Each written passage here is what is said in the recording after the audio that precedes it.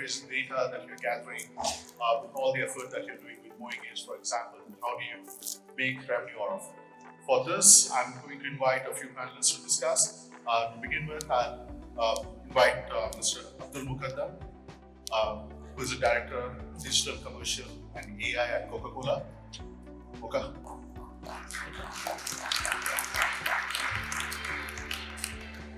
Next in line, we have Michael from AirAsia Move.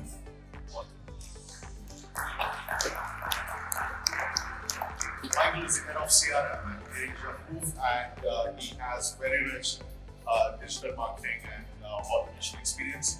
Followed by, I have Izzat. Izzat is a CRM and customer success leader in the industry. He has worked with various industries, including telcos and BFSI companies and also many platforms.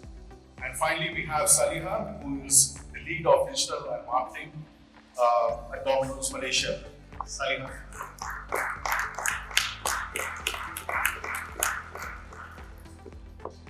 So panelists, if you don't mind, please introduce yourself. We'll start with Michael. Hello. Hi all, my name is Michael. As Zubair mentioned, I'm the head of CRM at AirAsia Move. Previously to AirAsia Move, I was head of CRM at Carson. And before that, I had a couple of stints in View, OTT, as well as product marketing role in an AI company. Hi, my name is Izzat. I'm a CRM and customer lifecycle management.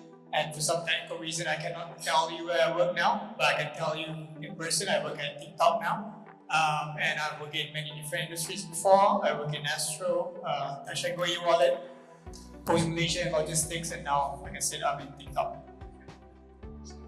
Hi, my name is Salia No, call me Sal. I'm currently the marketing and digital head at Domino's Pizza Enterprise Shared Service. So we are basically a global company where we actually support 14 countries for Domino's Pizza Enterprise. Before this, I worked in Boost Wallet, Boost Bank, and before that, I had a short stint at Astro. I was one of the founders for 11th Street, if you can still remember, very bold e-commerce. And before that, I was mainly around strategy and product in Southcom and Nexus. Yeah, I'm Muqaddam. I work for Coca-Cola. I lead digital commercial and AI for Coca-Cola Singapore, Malaysia, and Brunei. I worked in different companies like Axiata, also Unilever, and in Coca-Cola, I'm working for 3.5 years of The same family before. Start with Mocha. So Coca-Cola as a brand, everyone is aware of it, but no one has thought of Coca-Cola as a digital company. So how do you use your data and insights that you get from platforms like Moengage to connect with your customers? I think if you look back 20 years back, all the top companies globally, top value brand or top companies were all FMCGs. Now in last 20 years, everything changed. So all the tech companies came out. I think few companies are there. If I still look at Coca-Cola, is one of them still there. I think it's because we believe in technology. If I go back, I think it's not about just transactions. We believe in creating moment and magics. When the brand itself says a lot, but at the back end, there are a lot of tech, AI and data we're using. I think long back, it's not just about this.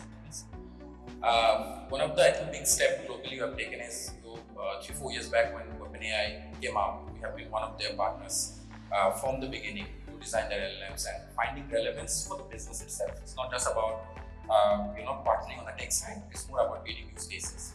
So that is one. The other one is I think we strongly believe in data for both customers and consumer. Customer side is something I think we are super unique globally, where for mom and pop stores, we act like a startup and we create a solution in different markets. And globally, we are the only FMCG who has footprint of EB2B or retail transformation solution in more than 120 countries.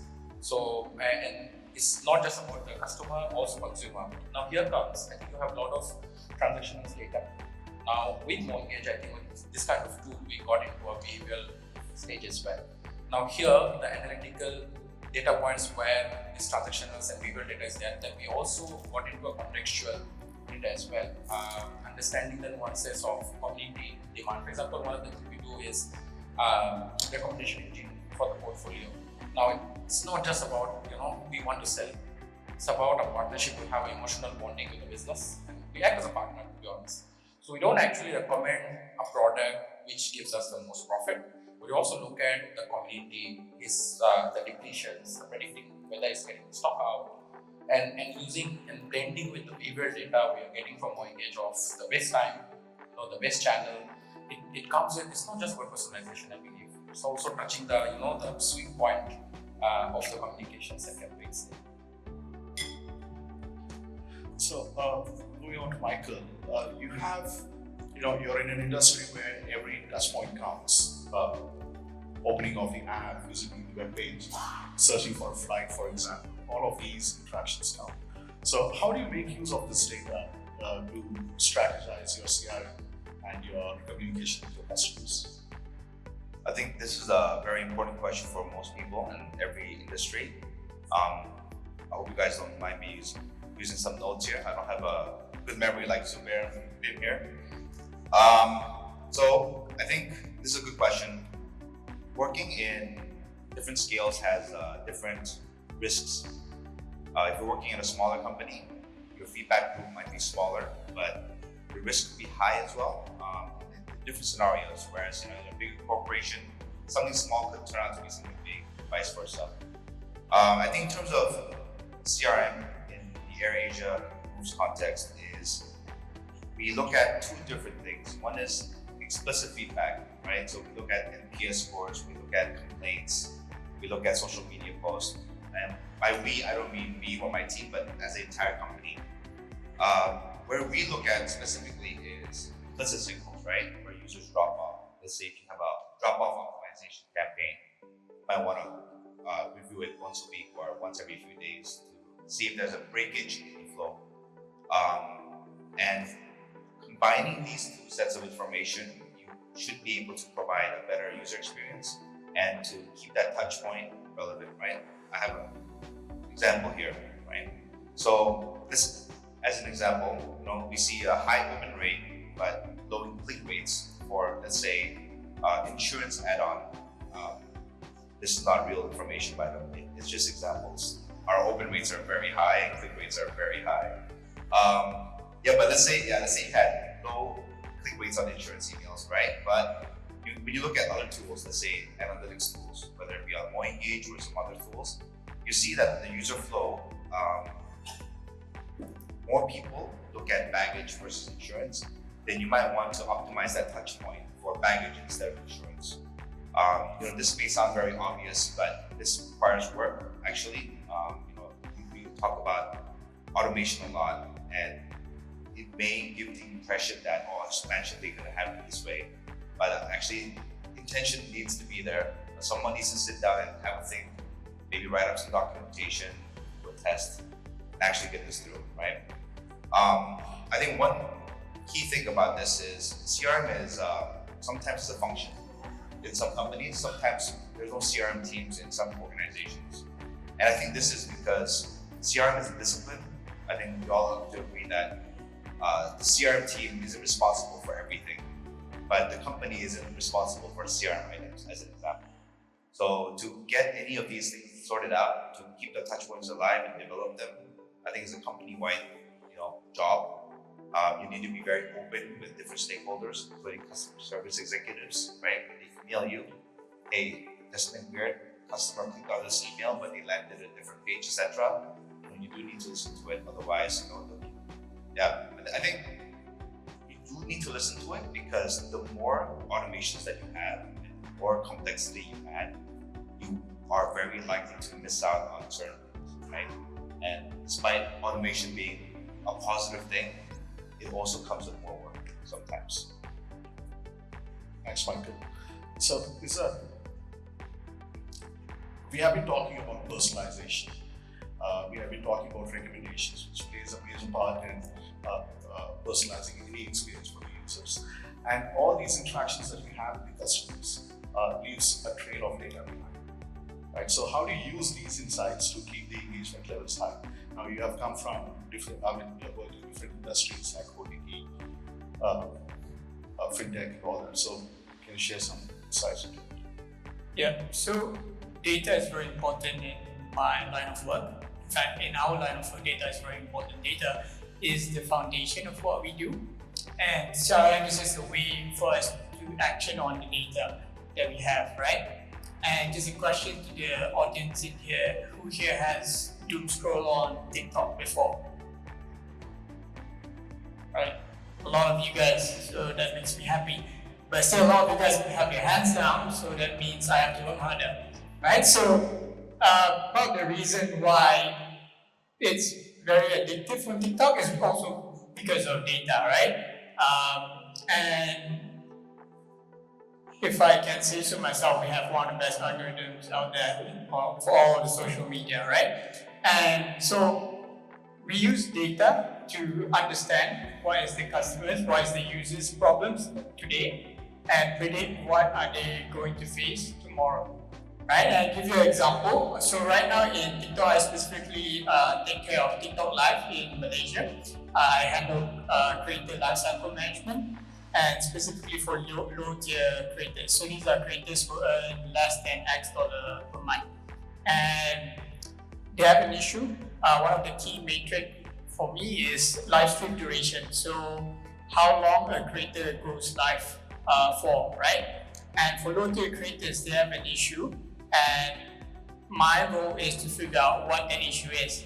And my data tells me there are different possible reasons, right? Maybe that they're shy, they don't know what to say when they go live, maybe they cannot find the go live button, etc. etc. So from all these possible reasons, I need to look back at my data and figure out which one to prioritize. So my data tells me in Malaysia, one of the biggest problems for people not going live is actually because we Malaysians are shy people, right? And how do I know we are shy people is because when they go live, so everyone when you go live, we start at 0 viewers, and as soon as someone comes into their live room, they end their live, right? So that's how I know they are shy with people on the internet, right? So now I know that based on the data is telling me that possibly they are not going live as long as you want them to, is because they are shy. So for me, as a CRM person, I have to take action on the data. So what I do is that I send them education materials on how to overcome shyness. I can also promote them certain features on the apps, like using filters or green screen so that they don't have to show their faces when they go live. So things like that. So that's how data inform me on the work that I do. Sure. Thanks, Susan. Moving on to Sad. Domino's, just like Coca-Cola, it's a global brand, very well-known brand, and all of us at least have tried it at least once a month, right? Hope so. Yeah. So, and Domino's as a company is very mature, not just with its pizzas, but also when it comes to their digital transformation. They have a seamless ordering experience and lightning fast delivery. So, Saliha, could you please share how you use all this data from the ordering and all the information that we get online, offline, and from your post machines and all of that to create a differentiated customer experience and to get the customer loyalty, the stickiness to your brand? But before that, maybe I just want to address a bit about what Michael said. I do agree with you, automation is a lot of work.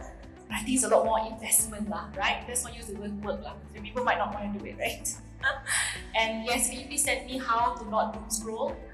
So I actually just avoid TikTok sometimes because I do doom scroll, and I'm like, I actually want you to doom scroll. I know, I have kids, I cannot have time. I need my sleep, thank you. Okay, so Domino's, I think, first thing that we're very committed and I guess very focused and on our experience in the sense that we know, so we toyed with a lot of loyalty schemes, to be honest with you. We've done points, we've done vouchers, we've done personalized offers, we've done a lot of tests. But what we realized, the most important is our customers are hungry and they want their pizza hot, tasty, generous with the products and delivered to them as fast as they can. So that's one thing that we have done testing over the years and we agreed that's the focus. We're not even going to go deviate about that, right? So how do we do that, right? So Domino's actually, we track data from the minute we enter the platform all the way to the time you get your food. So things like the time the order arrives at the store, the time they do the pizza, the time they put it in the make line, and the time when they box it, and when the rider picks up and sends to the customer. So we track every touch point so that we know how long does it take. So for us, the key important is how do we deliver the pizza fresh and on time. So for example, in Japan, something we pilot, this is something also we started playing with AI and also machine learning a bit to predict in Japan. So Japan is one of our largest markets. They are very fast moving and they're very demanding.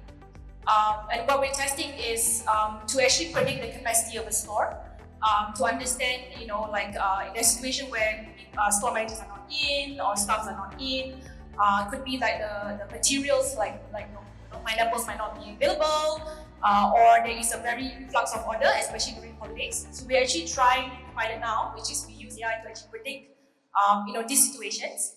And we are also testing two scenarios, which is one is we not allow customer to order. We do actually put it out of stock or not available for order if a certain volume reaches a certain capacity issue. And secondly, we also tested if we predict delivery time. I mean, based on the volume of orders, how long will it take for the orders to arrive? Surprisingly, actually, we see same result. That means we see the same NPS feedback for both out of stock versus delivery time. So we don't actually lose any customers on both. But we do actually see a better customer feedback versus we're not telling the customer that it's going to be late.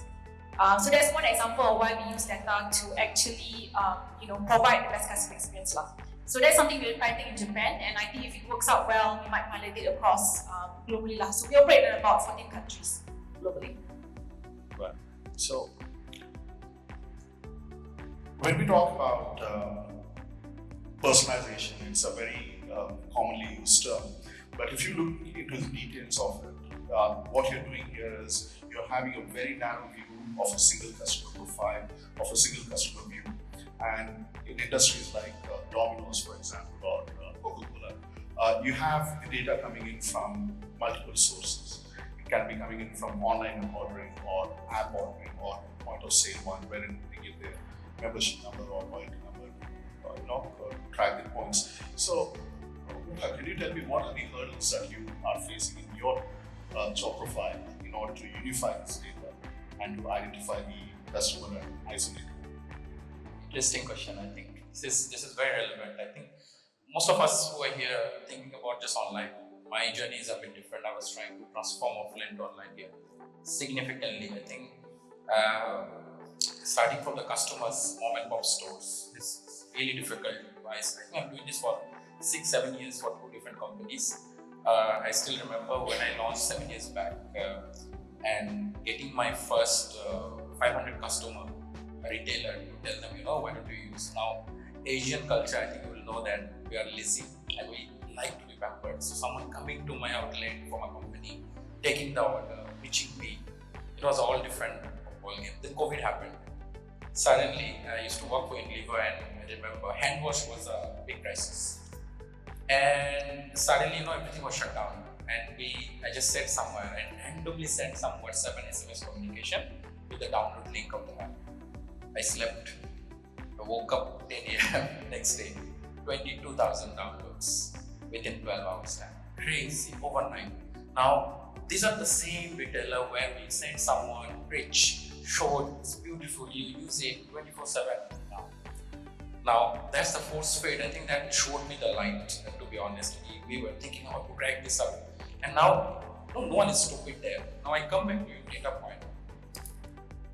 We found a lot of silos, finance data, transactional data, fulfillment data, and it was, every department has their own dialect.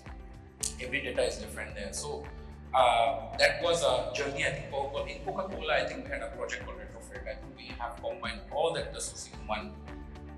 All of you heard about Databricks, right? So we have everything in one source, and we connected everything with the relationship there. Now, the data doesn't end with the transaction data. One of the use cases in Moengage we have is the weather. Because if it is hotter, the beverage gets higher. We also know that the sales increase by 2%. So we automatically send communication, it's 1 degree hotter today, why don't you buy more? Now we thought these are the contextual communication retailer who don't reply, trust me, they reply. Now, these are the people who you think, I think are not tech savvy. I'm not talking about consumers. So that told us that there is no bad data and we need everything, to be honest. So on the offline, we accumulated everything together. We tried to find out a comprehensive way to put everything together in single source and connecting them. Now the most difficult part was I was talking to one of your teammates there is whoever is transacting is also not opening the applications. There is a beautiful blend of offline and online data there. And I think I'll echo what Michael said. It was a silo on my team as well. My team is here. They used to do it all alone. Now they're going door to door of my offline team, the convention and the other teams. We have this tool, why don't you use it? So we are going into that journey for last 1 year. Previous year, it was all them trying to create use cases in Engage and this. We have a lot of algorithms what we built ourselves as well, a lot of predictive and GenAI use cases in-house. So end of the day, I think we tried to preach that to our colleagues as well who are doing this. Coca-Cola is 139 years old. So it's the legacy, that's the way we have done and that's the way we have been successful. Go do every work, it's not the arrogance, I think it's the pride that comes in this as well. So we had to go through door to door and showing them the beauty of it. And we ended up accumulating all the data source in one source. I think we showed them, I think recently the finance came up to us to utilize Engage tool to send communication to the retailer. Singapore is a direct market, so we sell direct to the retailer. So for the AR management, they said, why can't we use this one? We want to send communication for the credit data and their use and all. So now everyone is coming together in place. I think that coincidence is very important that everyone needs to believe that there is no AI before data. And data is the first one you need to figure out. So, and there is no bad data. If you have something that is useful, that will be useful in any day, I think the kind of liberty we have with a tool like you guys are having, availing for us, even the GenAI and the agentic AI is going crazy. And I believe that there is the cloud infrastructure, I think the world has seen in the last 5 to 10 years has been built for this. So you don't need to be shy that it's not a 1 GB, 2 GB discussion we used to have 20 years back, right? So I think it's important that we accumulate everything together, we keep it there and find relevance in each use cases. And I don't think there is a limit in use cases. If we feel shy on use cases, I think we'll be ending up not doing it. I think the previous panel people were talking about privacies and I think you guys were talking about it. Imagine you talk about visa, you get an ad in Facebook. You're already habituated. Like there is no privacy. Phone listens to you, you see the relevant ad, you search a car, you're already there. AirAsia, I search a flight, AirAsia is boom. Everywhere I go, I see a rate. So there is no privacy as such. I think the consumer and customers are also being trained. Is that I think TikTok Live you're talking about, we started doing live for our retailers. Who would think, for the customers and the retailers doing live events and we ended up selling a month worth of our salesman sales randomly.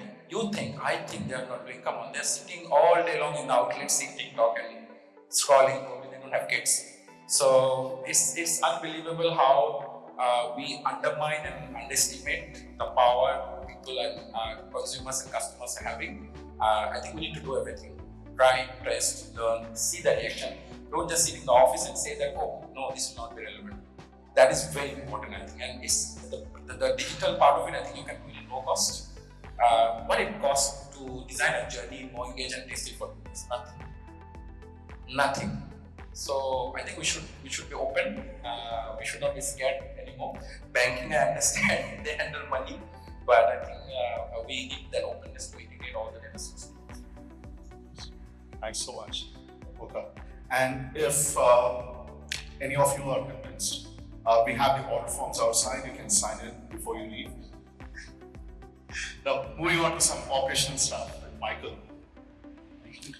We have quite a few tools coming out in the market, right? For every purpose, be it for acquiring your users or retaining them or managing them, increasing your revenue, measuring the revenue.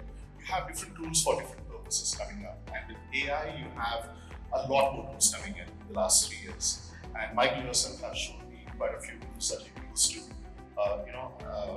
ease your day-to-day operations. So at an enterprise level, how do you adopt these technologies and ensure that there is no disruption in customer experience? I think this is a very valid question. I think let's have a play scenario. Let's say we're signing on a new tool and we're doing a migration project. Let's say we have a principle. We want to do things with the minimum disruption possible.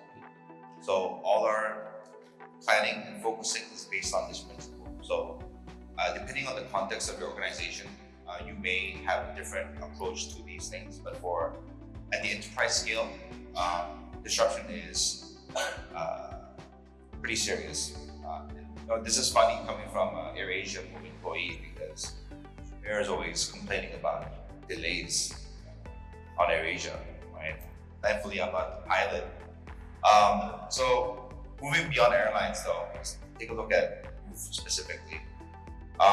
So when we talk about minimum disruption, we need to all agree on the same page, whoever's involved, whether it be someone from project management, product teams, your own teams, stakeholders, people from the vendor side. I think the context needs to be set very clearly that we need to avoid disruption. So what does that mean then? Then you build from there and say, okay, we want to ensure that all our required events, but more specifically the ones you use currently, are prioritized versus that. Then based on that shared principle, everything can be aligned there. Let's say you want to migrate your ESPs or tool for transactional comms. How are you going to overlap between your current existing, let's say, sending domain versus your future domain, right? You have to plan around this. So there's a lot of work, investments, a lot of investment. So a lot of planning, a lot of investment, shared principles. Also, I think in terms of tools and supporting items, there's so many available, right? We have your basic Google Sheets, Excels, yes, we still use those. But we have been looking at utilizing other tools like Notebook LM. So what we've been trialing is scraping all of the vendors' websites, developer docs, support documentation, and feeding it into Notebook LM. And from there, we overlay our own documentation. Let's say we have a custom event, and we write paragraphs on use cases for specific events and features. We just dump it into Notebook LM. From there, the project managers can go ahead and query Notebook LM without having to call meetings and set individual one-to-ones to answer questions and just query from there. This is not perfect because there's gaps, of course, and things that we forget. Especially if you work at an enterprise level, sometimes when people come and go, handover is not done properly or documentation not done properly. So there's definitely some digging to be done regardless, but these are some of the ways we do it. I think there's two things that is most important when you're integrating a new tool or vendor. I think change management comes first, right? That's super important, the people aspect, the technology aspect, etc.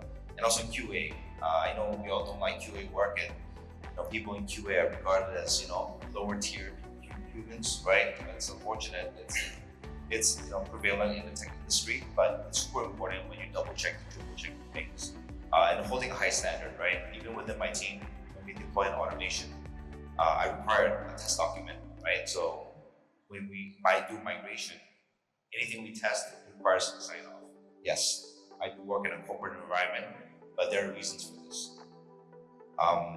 And I think I just end this part with just one little blurb saying that if adoption of a new tool disrupts the customer experience, right? It's turbulence, it's not transformation. Thanks, Michael. Moving on to Sanya again. Domino's again, as a consumer brand, you focus more on offering the best service you can to your customers. So how do you use this user experience data again coming in from maybe a primary source would be your feedback forms or customer feedbacks and complaints or compliments or something like that. How do you use this data again to retain your customers and continue your customer loyalty? That's it. I guess in a way, because we collect so much amount of data, to be honest, in terms of because we do, for example, you post that there is a feedback every time you order a pizza, so there is a feedback that you can enter, and the question changes based on your historical. So, for example, if you have more complaints in the past, you will see a different question in comparison to if you're a new user. So the idea is we believe that feedbacks are very different depending on the level of user. That means if you use us a lot more, you probably will talk a lot more about, you understand what pizza quality, is it hot, is it warm, versus if you're new, you probably just want to know whether it's tasty or not, right? Something like that. So we do change that a lot depending on the customer's profile.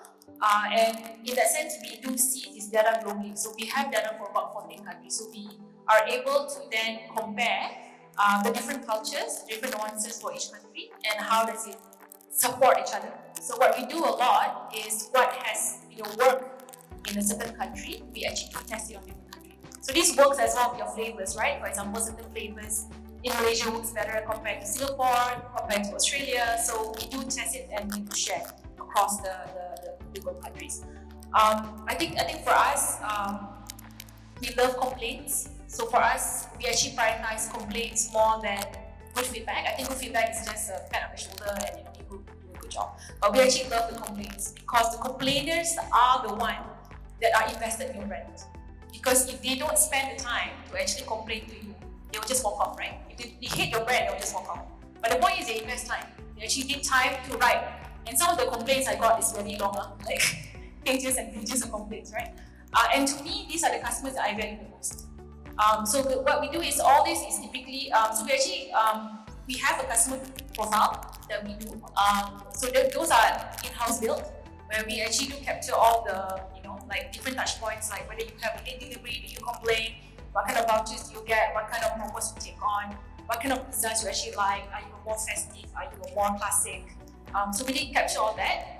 And I want to use this word, but it's very cliche, so a lot of this is also very AI driven. To be honest, we don't have the human capacity to really go through all the data. Like I don't get overwhelmed, to be honest. And from there, we actually have something called nice back session where we recommended what do we do for the customer. So do we give a voucher, or we don't give voucher, or do we show a discounted pizza versus normal price pizza, like you're happy to be normal priced, and all that. So those are actually sort of personalized and recommended to you through our CRM. So something that we're also testing out in Australia is to have a personalized recommendation on the website as well, even if you are not signed on. So we are able to, based on your delivery address and phone numbers, we're able to like sort of know who you are, and then able to customize and design the website as well. So also something that a bit more traditional, not so data savvy and very technology savvy, is also a lot of our customers go to maximum 1 or 2 stores, because the way we design our delivery system is that we will cover a certain area and we rarely have an overlap. So what we also instill is also the personal touch of our stores. So we are very, very careful in making sure our turnover of employees is very low. Because for us, they are actually the crux of our system, right? So they actually know the customers personally. Whether they order online, so sometimes they will call and say, "Hi, Mr. Zubair, I saw you order this, I put extra chicken for you." So they will call and say that, right? So what happened is the store managers or the store people who make pizzas, they actually know the customer very well, because these are the same customer that comes to the same store over and over again. And they will put things like extra pineapple, extra chicken, extra mushroom. The orders normally come like that, and they roughly already know. So for us, there's also another touch point that I think, even though we go in a very digital scheme, of AI, of data, of CRM tools, there's also another part that we shouldn't forget. Your staff, your employees are also the one that contributes the most loyalty of your customer. And for us, that's also very key as well. I'm not sure if I answered your question. So pineapple on pizza. For sure. I will remember. Oh, pineapple. I'll put it in my database. See, these kind of personalizations and recommendations, they are very welcome. But going back to my point on, even during my previous panel discussion about the data security and privacy and creeping out your customers, for example, how do you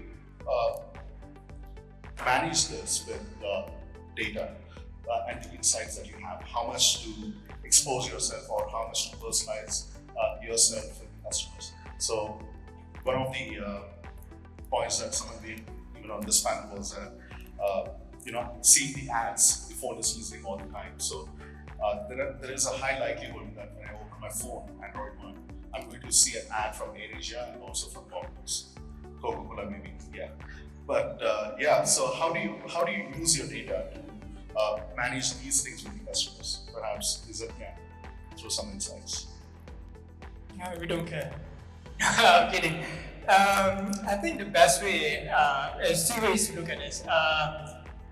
From the governance point of view, this is where you have your proper setup of preference selection. I just want to receive this communications, and also another point is you adhering to the privacy and data laws of the country. Right, so from a governance point of view, you just basically be very transparent with your users, what you are collecting from them, how you are using their data, and also what are the guardrails you have in place to protect their data.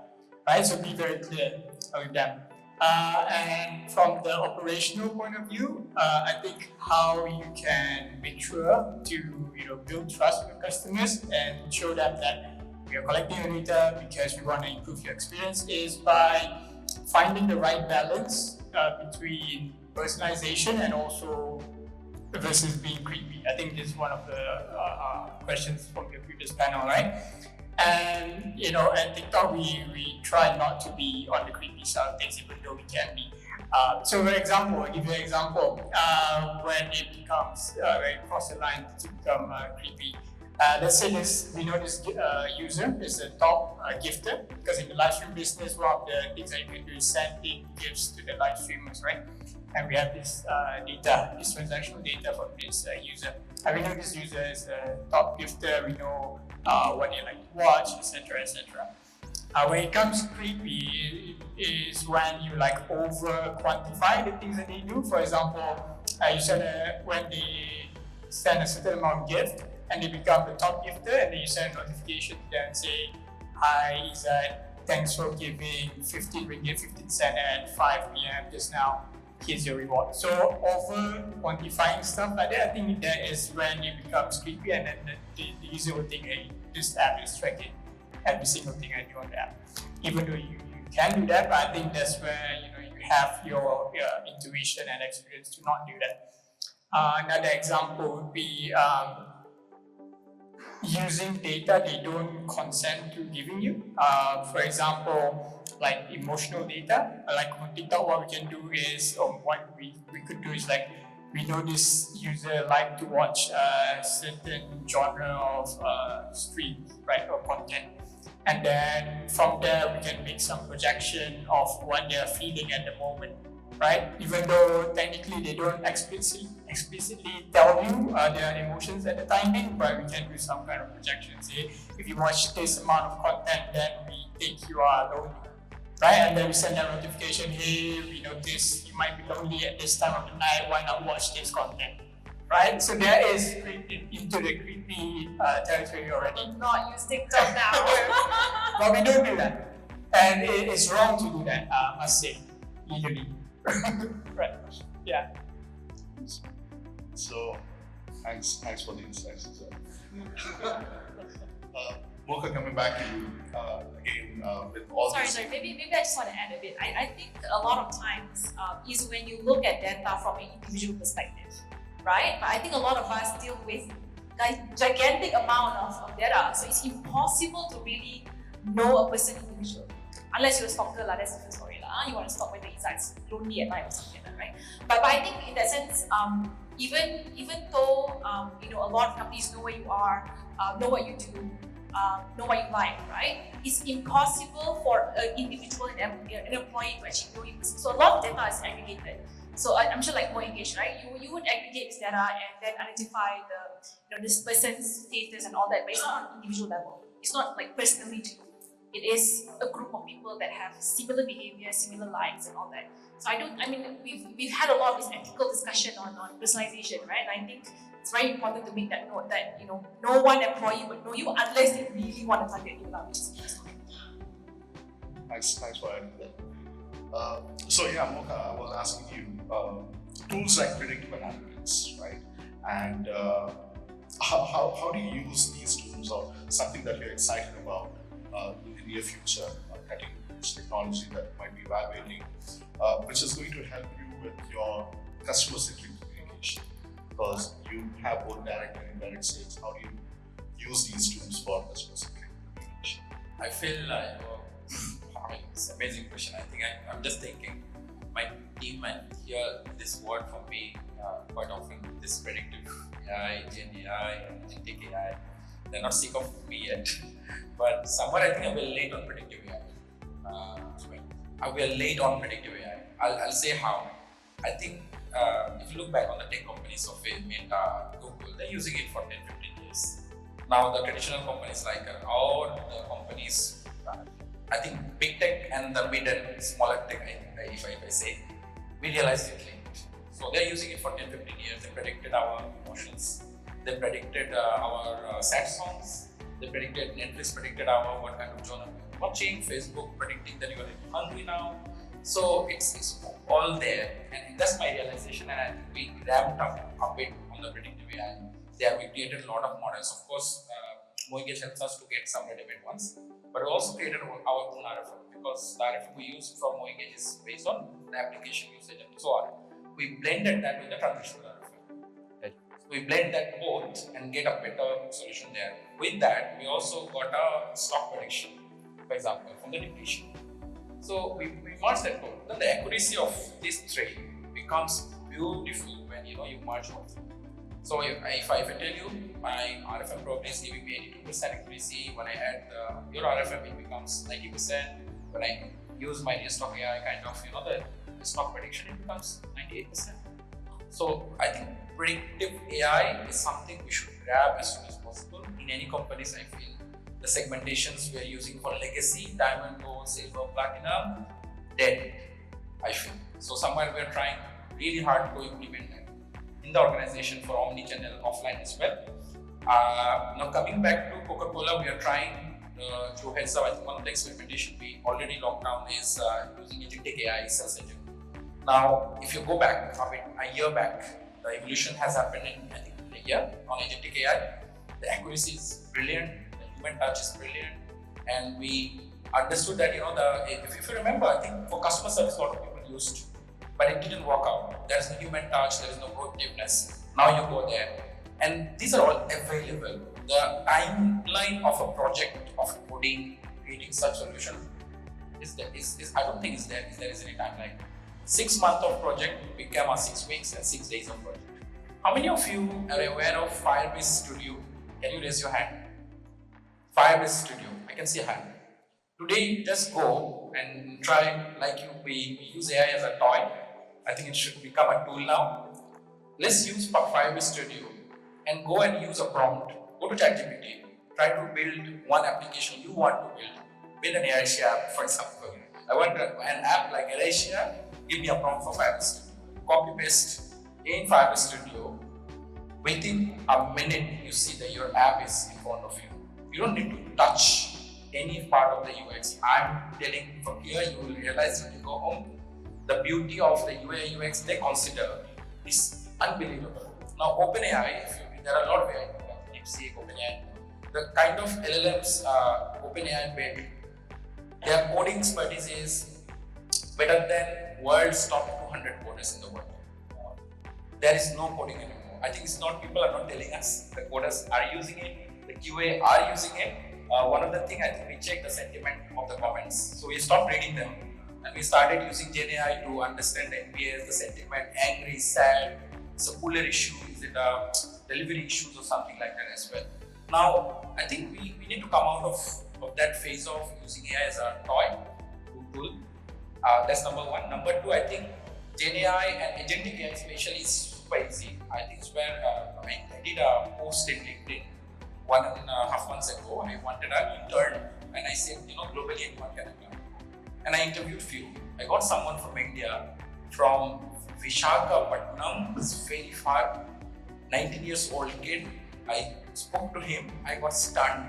Half an hour meeting became 1.5 hours. That kid is building agentic AI for different companies. No education, and he's doing an engineering. He said, I don't like it there. They're the people from the past who's teaching them. But he said he built, so I asked him, what did you build recently? He's earning, I think, close to $8,000. $8,000 is huge for someone in rural in India. And I said, how long you worked on this? He said, probably 1 or 2 hours a week. Why don't you do more? He said, I don't like it. But doing it more. And he said it's super easy. So one of the things he created for the recruitment for a company, $800. So what he created is, he got a lot of CVs, the company said. He tried to build an algorithm from OpenAI to find the relevance to the role and JD. Very simple. Now, for someone from HR is already seeking your company, in my company, looking at CVs and finding out relevance. He said $800, it's a work of probably, I think you will, there are a lot of tools like N8N, LangChain. These are drag and drop. There is no coding there anymore. So I started coding some of them. It's really easy to create even agentic sales agent. There are a lot of open source code which are available. It's all drag and drop. It sounds really terrible because people will be losing their job. I don't think so. People who will be using this better will gaining more job. I think in US already the coder's job is up here. The coders who knows AI is like this. This is last 6 months. So we have started exploring a lot of GenAI use cases. That is also, I don't say GenAI is the main one. Before GenAI could flourish, agentic AI came in last 6 months. GenAI was enjoying its, this is the latest thing. 1 year, GenAI, suddenly, last 6 months, it's all agentic AI. And I think it's easy as well. I think we need to explore. First thing is, I think I was listening to hiring talent, and we need to open our eyes now. We probably need to hire 18, 19 years old as well. We need to also look, stop looking at this graduate CVs, the certificates. We need to stop doing that. For this kind of people, I was talking to my HR lead on this intern program. He said, are you sure you're going to get? I said, I want to try first. And I checked, I got people from Sri Lanka, Bangladesh, because I'm from Bangladesh, people got to know from there. But all over the world, from deep rural countries as well, a lot of people are doing freelancing like this. And they can solve your problem. I'm just try out. It doesn't cost anything. Our intern costs how much? In Malaysia, I think we pay around 1,000, 2,000 ringgit. Try out. And you'll be surprised. I think one of our CEO has a reverse coach. I asked him why do you have it? He said, that guy comes and, makes me, I'm a stupid guy, I don't know anything. After working 20, 25 years. And that boy is 19 years old again. A university graduate, he comes to office, he sits together, they talk to each other, tell me what's going on with AI, and he shows, on the, in front of him, how you can design an agentic AI tool. Then he's like, oh my God, I have 3 employees for that. So I think it's time to get out of that zone and exploring it. If you don't know, learn. You don't need to learn everything. Prompt engineering is crazy. I think augmented analytics is another one, but we are trying to build. The prompt-based linear is there. But we are also trying to understand why you need a chart. There are a lot of employees who are doing analysis in the company. I think we need to stop that. And if you go to just Copilot, if you have this, if you go to Google has launched, oh my God, this really is scary what they've launched recently. It's really fast, it's really accurate on there as well. So I think we need to embrace these changes and start trying out. I remember McKinsey's, one of the McKinsey's article, I loved it. It changed my mindset as well. It says, what brings you here will not take you there. And I think this is where we need to be more courageous in terms of trusting people there. Can I add something? An interesting case that when I first joined, because I just joined Dominus for a year ago. So one of the first thing they did with AI was creating a dashboard for our group leadership team. Because what happened is we used to have 10 people doing reports every day, just so that the global leadership team has an idea of what happens across 12 countries, which doesn't make sense. So that was the first project they did, was the GLT is able to see the reports, ask questions, and get a summary, and or get an answer. So they can go quite deep. So it was quite amazing when I tested it out. You can go quite deep into each market, why it happened, a certain event that happened, and all that. And what happened was the GLT don't even bother any of the management anymore. They don't even ask the CMO what happens. They just ask. In fact, I think they prefer that now versus talking to HOD now. Yeah. So I mean, that's a good case of usage of AI to manage your management team in that sense. It's quite good. I mean, quite a lot to process for a person like me. I need to adapt to. But yeah, thanks a lot for sharing your insights. Michael, going back to you, you did talk about investment, not just the cost into it, but the resources and everything else. So, how do you? What are the key metrics that you process within Eurasia Move to look at the ROI of all these investments, and some initiative that you might have taken on a CRM tool that created a big impact for Eurasia Move? I think this is a very pertinent question. I think not just for when you're onboarding a tool, but for every single campaign that you do. Maybe some teams here have to fight for promo codes as an example, and people will ask you, what is the expected ROI? These are some of the things that you use. I think I'll start with an example. I've only recently joined back to AirAsia Group about 6 months ago. So, unfortunately, nothing new as of now, but things in the works. I will share an example from when I first joined, my first round, I think about 7 years ago. Back then, when we have SCE, which is the free seats campaigns, I think everyone would know, launch these at midnight. They typically sell out in like 20 minutes. It's kind of crazy. What happens there is, so SC would be kind of semi-scheduled, but the follow-up emails would all be manual. So follow-up emails would be things like ancillary upsells and cross-sells. These used to be all manually done. Someone would sit there day after SC, query, and send it on the same day. Now this kind of blew my mind. Yes, it's kind of that's for a company the scale of AirAsia back then. And by back then I mean only 6-7 years ago, which is actually that far behind, right? So I had the challenge of not only asking my team to look at automation, but also persuading stakeholders what marketing automation is. Thankfully, at the time, I think my manager was Ravi, who's a very forward-looking individual. He was fully on board. So we did a POC to launch an automated cross-sell journey after a booking event. We rolled it out for one route, and with one, I think the entire email took maybe a week to make. We had to raise requests for creatives, ask for copy, get approvals, test it, etc. But after we launched it, I believe in 30 days, we had the projected annual revenue from that one email of 7 digits for one round. So I think in terms of ROI, right, I think that's a very straightforward measure, right? So one aspect is how much money did you make, or how much money did you actually make? The second is how much time did you save, right? So that's very quantifiable. And actually there's a third aspect that is quite important, but most CRM and marketers forget, is market share. So if you make people purchase, if you make one person purchase from your company, that actually doesn't have only 1 percentage point impact, it's actually 2 points, because you deny competitor market share. So that's actually a 2-point delta, right? So that's one of the ROI perspectives that I kind of learned to kind of produce, especially in a cutthroat travel industry where you're not only competing with airlines directly, but you have other OTAs, and which is the space we're in. So that lately, when we report ROI, we don't only report revenue and engagement. We also look at working with commercial teams to track market share and see what difference we have made. Thanks, Michael. Just continuing on what Mocha has said, is that Mocha made a really good point about AI being used as a toy to a tool now, and he did share about some of the very relevant and pertinent tools in the market now. So what is your idea about the future of AI? What are you excited about? Is it the predictive component of AI, or Gen, or is it agentic, as you mentioned?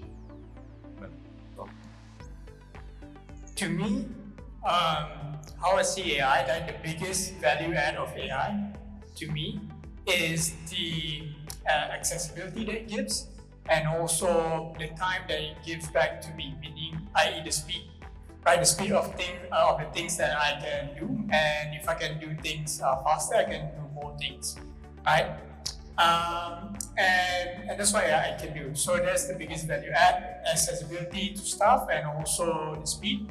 And previously, only big corporations have access to resources, tools, fancy tools like Engage, access to top talents, only big corporations have. But with AI now, literally everyone have access to the knowledge, to the analytic skills, to the agentic stuff and all that stuff. So everyone literally have access to everything now. Give you an example of not a TikTok example anymore. So probably like a personal thing that I'm doing right now is so on the weekends right now I do freelance consulting for small and medium business owners. Most of them are F&B business owners, and these guys, they don't have any clue of what CRM is, right? So I just come in and tell them what it is, how it can benefit their business and all that. So, and of course I teach them the relationship between data and now how they can use AI to achieve at the minimum personalization of their promotions and communications to the customers, right? So I have a framework that I teach them. It's called Clue, right? So the first one, C, stands for collecting data. Most of them already have a POS system, so they already have a transactional data. But for those who don't have yet, I normally suggest them to start using an online form like a Google form just to collect data, right? So data is the foundation, so that's the first step. The next step is storing that data somewhere. So that's L. L stands for log data. And what is the best free database out there? Is Google Sheet. Google Sheet is the best free database out there. It's free, it's customizable, in a way it's secure if you enable to FA, right? Two-factor authentication. So once you collect your data, you store it in the Google Sheet. Google Sheet acts as your CDP, customer data platform.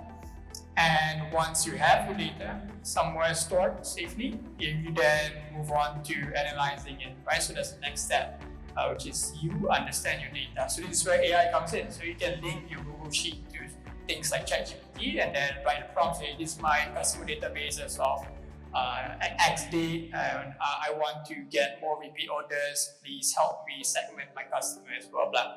Right? And then ChatGPT will do it for like in literally seconds, right? And then you can come up with different segmentations and all that. And you can also use ChatGPT to create content for you and personalize it for the segments that they have recommended, right? They're not going to be perfect, but that doesn't matter in this day and age. What matters most is like speed. Just try different things fast, and then you learn fast. And after that, there's just the next step is engage your customer, right? And then you can just engage them via WhatsApp or DM. So literally from end to end, achieving personalization now it can be zero cost, right? So they don't need more engagement anymore. No, I'm kidding. For these guys at that point, you don't have any big budget. You don't have budget to spend on fancy tools like Engage, right? But that shouldn't stop them from achieving personalization for their business, right? So they can just use tools, Google Sheet free, ChatGPT free, and at one point when they've scaled their business, only then they can start considering tools like Engage. Then I'll recommend that Engage, and I'll also pay for my commission. I was just thinking, I think there are a lot of people who are guilty of using AI. How many of you have courage to go back and to tell someone that I've used AI for this? So I see a lot of guilt in people that, for this analysis I have used ChatGPT. They don't say, they think it's like, you're stealing work hours or something like that. So then I think that guilt also needs to go from us. There are people who think, it's like cheating. It's not cheating. For being more effective, efficient, I think it helps you to be better, to be honest, in terms of using. I think there's also a perception where people think if it's produced by AI, it's of lower quality, right? So in my previous organization, I get that a lot and say, this is AI, it's not that good, right? So also that perception. But to be honest, it's decent now. In fact, it's really good now. Right? It's changed a lot. It's changed. The quality is, I think, actually not better than you go to an agency, you get copywriting strategy. I think it's unbelievable the way how accurate it is. I think I'm going to challenge you a bit on that, though. I do think there are talents involved in using AI. There are people who use AI 100%. very poorly. They Yeah. just take exactly as it is and that's it, right? They don't personalize, they don't customize, they don't keep prompting until you get the right result. So I do think there are talents required to use AI, So right? one of the things I created a data scientist, a backup data scientist. I have a data scientist in the team, but I created one. And when I did it, I asked ChatGPT to tell me the best data scientist ever in the world. Give me the skill set and this. And I said pretend like this. And I named it as well. It's Paul, for example. I say, hi Paul. Start acting like one insight I can give you back. Create your own agentic AI now. Yeah. So I think prompt is very important. You need to prompt engineering. You don't need to go through any training or anything. It's very simple. I think someone you need to understand. You need to tell the context. You need to create a persona. It gives you back. One of my friend in Gemini, he said people start using as a therapist and boyfriend girlfriend there. I said we are losing money because of thank you, I love you, and no sorry. Sorry for them. People are saying sorry for giving the wrong prompt, and it's costing them millions because of this kind of prompt. So, But I think it's an interesting question, right? So I do think that somehow we have to change that perception of using AI, right? So recently I was hiring some front-end developers, right? And I think out of maybe 20 candidates we interviewed, 2 of them actually use AI. I hired both of them, right? So my HR was like, why would you hire? They're technically cheating, they're using AI. They did your website in like 2 minutes versus the other people spend 20 minutes developing that page, right? And I was like, that's exactly what I want. I want someone who can develop a website for me exactly how I want it, as fast as they can. Why do I want to go with someone who took the long road, right? So I think that perception has to change. That's because you use AI, it's not cheating. But it's how you use AI and whether you're doing it well enough. So I think that also requires a lot of thinking, right? Not everybody can just use AI well, right? Nikhil, I use AI to answer some of your questions today. Yeah. Not We ashamed. couldn't see the difference. I think everyone did. Yeah, everyone did. Alright, so any questions for the panelists? It was a really engaging and very insightful discussion that we have had. Any questions for the panelists from anyone? If not, we can. Oh, there is one. I can see Joshua from Bus. Why is the infection illegal? You know. I was thinking of this say special. Hey Usha, nice to see you. Always definitely learning from you. My name is Joshua. I'm from Buzz. I have a question regarding when it comes to like importance, when it comes to like AI. There's on one end collecting the data, and then one end is also like making good use of it. With all these amazing models, I think it's also important that the source of data is also like good and then it's high quality. So I was wondering for the panel today, what do you see is more important maybe in the near future? Collecting more quality data or churning out more like better use case or better models? Just for the near future. So people what you can expect. I have been asked actually. I think Coca-Cola, we are against a conventional company where we have legacy system there. And someone from a market told me I used to look after 15 markets for this one and says we don't have a proper tool. We are talking about AI. Now it struck me bad. And I was asking the same question. Imagine you are in coma for 10 years. And the last phone you use a smartphone. I give this example to my team as well. And 10 years after you wake up, are you going to use all the version of the phones and then getting the latest one? Or are you going to get the latest one? That's number one. I think that the reason I'm telling this, I think all the data cannot be perfect. I think you said it right. You might not have all the data sorted and right format. I think we need to start somewhere. More we delay realizing that how perfection is okay, but I think we need to look at the progress. So let's start looking at what we have, fixing that and starting somewhere and then adding it. One of the example is external data we have for traffic to understand a community demand. And that doesn't impact much, to be honest. It's all fancy, to be honest. I'll tell you, the biggest data we use is transactional data. It's very powerful. What retailers are buying, that's the timestamp, that's the location stamp, right? And then I know this locality has demand for this. Now it's up to me creating the clusters through data science, not even AI. Talk about machine learning only. just creating classes out of it. I think we need to start. Let's not talk about perfection here. Let's start somewhere. Let's look at the data, what we have. And I think even today, AI can do 20 people's job. 20 days of job in one day. So I think we need to start there and not getting paranoid about, oh, we don't have it. And we need to get an app first, then doing it. Come on, app is not kind of thing. People start, I think coding is dead, kind of, you can say. I was checking one of the podcasts by NVIDIA CEO. He said, coding is dead. Who does coding now? The AI tool are better coder now. Now, it doesn't tell you to replace people there. It tells you that 90% job is done by the AI, and 10% you fix it. What Izzat was saying, that everything cannot be perfect. But I know there are use cases where it can be perfect. So maybe we need to start as soon as possible. Like, of course, my fellow panelists can say it better as well, but I believe in fast. Doing it fast, I think we are late.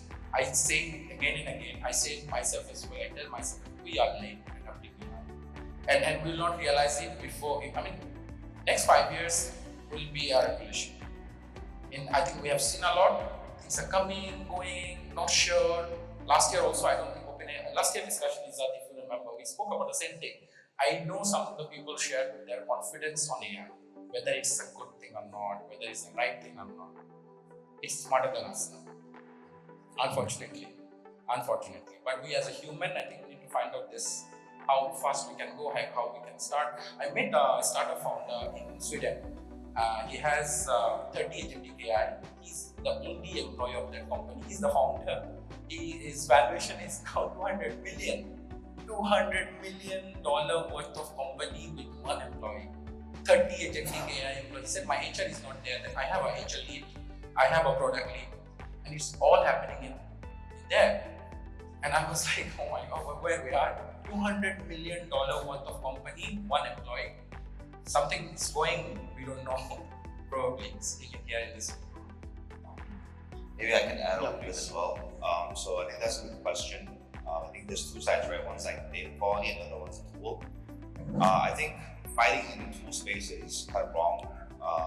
It's wrong because to build these models, there's a lot of investments.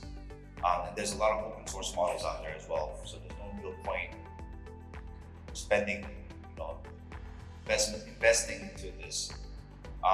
Then we ran a test in Origin. So one of the examples I can probably share actually is our data science team is using an open source LLM model and is collating. We pump all the marketing performance into a data pool. These includes copy from every single channel, ads, search, CRM channels, which copies in our web pages and apps work. And it's a POC currently, but we ran a couple of tests. This tool allows you to kind of just put in keywords about your promotion, and there's a couple of sliders, weight basically to see if you want to drive more FOMO, is it more tactical, is it more for branding, etc.